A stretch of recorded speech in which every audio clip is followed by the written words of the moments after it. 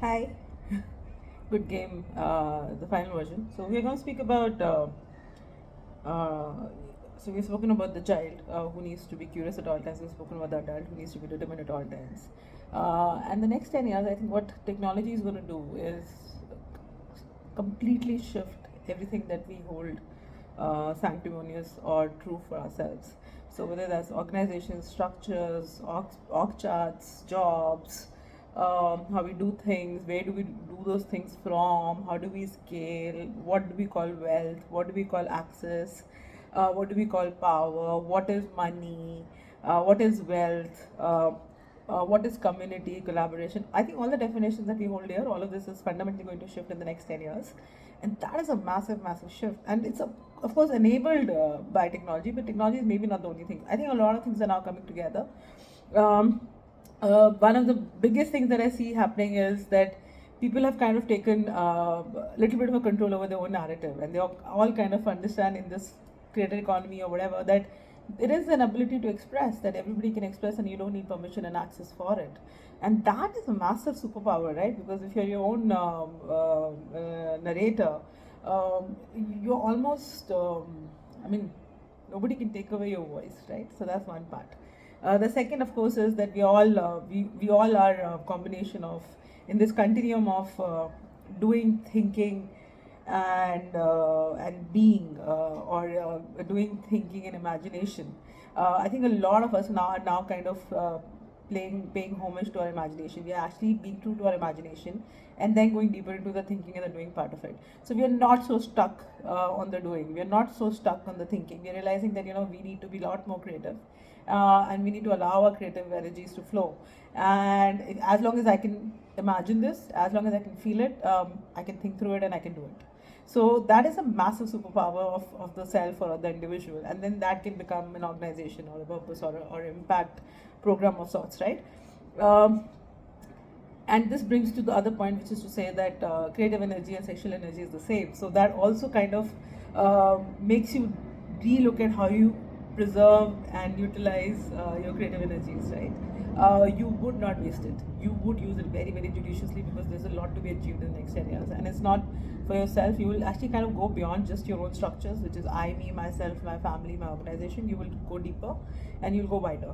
You would think larger in terms of society. Your ideas will have a higher order tinge to it. All of this sounds great, but it's a massive task. It requires a lot of energy, and I think we'll all end up learning from the creative people around us. I think creative people are great in how they kind of use their energy from an idea to how they express it, to how they kind of hold that idea in their consciousness for a very long time before they deliver it. I mean, it takes 2 years to make a movie. So right from thinking to writing to making that movie and taking it to theaters, it could be a very long time, but creatives know how to hold that energy for that long to kind of deliver that to you, right? So if we can learn that, and the same energy is there in entrepreneurs, the same energy is there in all kind of founders. Anybody who's inspired to deliver something holds on to it for a very long time, and that's not unique. That's just the way it is supposed to be done. But because we're so used to this quick and dirty, and the way the status quo, and it has to be done now, and the tat and this and that, right? Somewhere we have lost that larger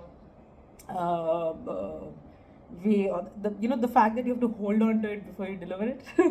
And even a baby takes 9 months, and if if curiosity and determination has to be kept alive, then you have to give it time, and that's absolutely okay. And you have to make sure that you maintain yourself in a certain way, and you have to make sure that your ideas kind of have a higher order pinch to it, and you'll attract.